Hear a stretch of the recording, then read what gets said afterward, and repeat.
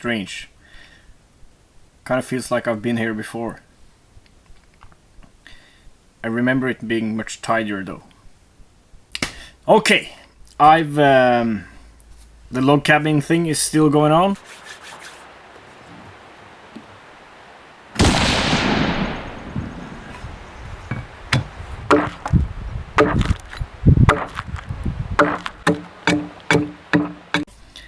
But I've been thinking about something, about the transmission for the most powerful two-stroke ever here. And I got this genius or completely stupid idea which I want to pursue. I'll show you, but first let's take a quick look at variators or continuously variable transmission. This is basically the CVT, continuously variable transmission setup of my bike. It's single variated, not the typical normal variated variator, which is a variable pulley controlled by rollers, the weights that provide the action for this thing to work. These rollers push on this variable cheek, so this is the fixed cheek fixed to the crank, and this cheek can move like this. The belt starts out riding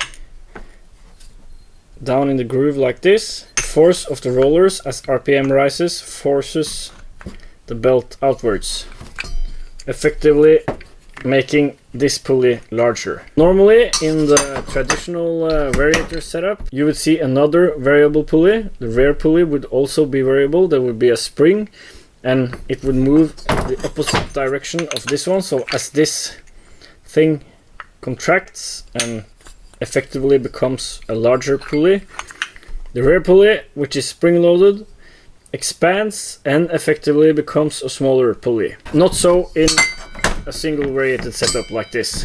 The rear pulley is fixed, it can't become smaller, the diameter of the pulley can't become smaller, and the belt can stretch. Then for this to work, something has to move. And in my setup, it's the whole engine that moves towards the rear pulley. So this slides closer to the rear pulley. A big disadvantage with this setup versus the normal two variable pulleys: limited range.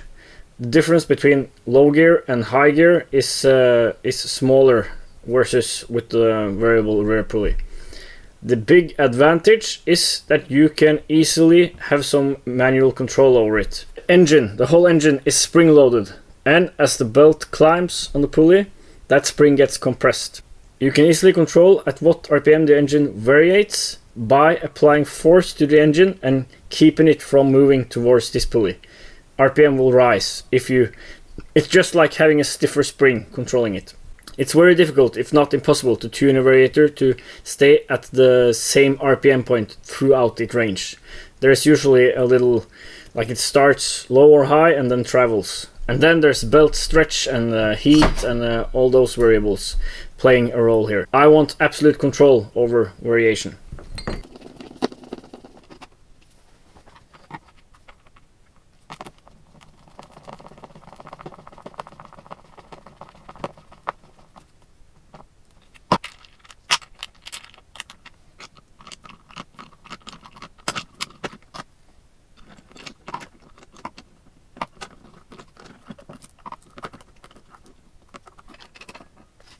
Imagine this being that spring that tensions the engine and thereby tensioning the belt, keeping the engine at the right RPM point.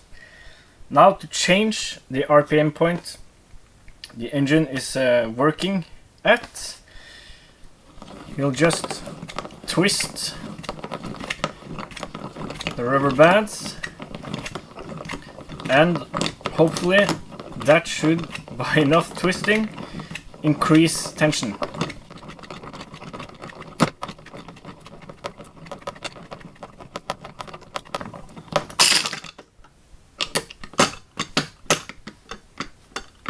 Okay, test 1, failure. Need better rubber bands. As this is just a proof of concept, I should have chosen a scale with a weaker spring in it. Take 2.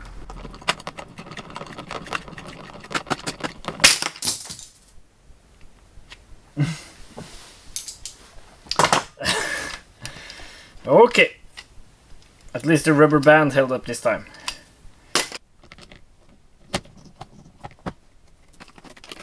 Take 3.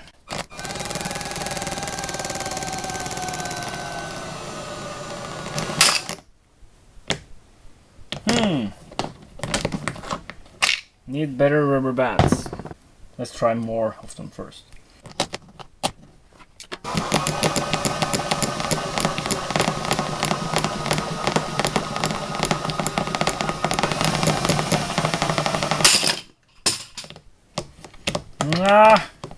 Plan B.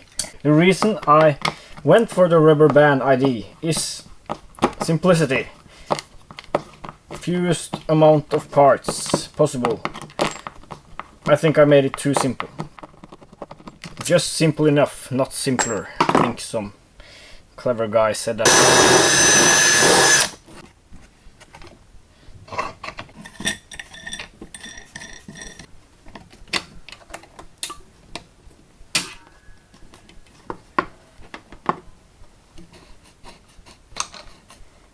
Okay, so this one's pretty obvious. You can probably guess what will happen now.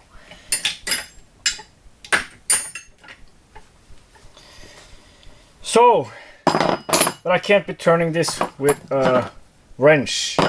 So the plan is, and the plan was with the rubber bands, to have a servo motor driving it. There'll have to be a spring between here and the engine to take up slack, because there's limits to how fast this a servo can move this contraption. Guess what happens now? Woo! It works. Okay, so this is simple enough. Okay, this will work perfectly. Of course it will. And of course rubber bands, like rubber band airplane ID didn't work. But you have to explore these things. You can't just assume and never try. Okay, that settles it. Rubber band transmission, no good. Thanks for watching.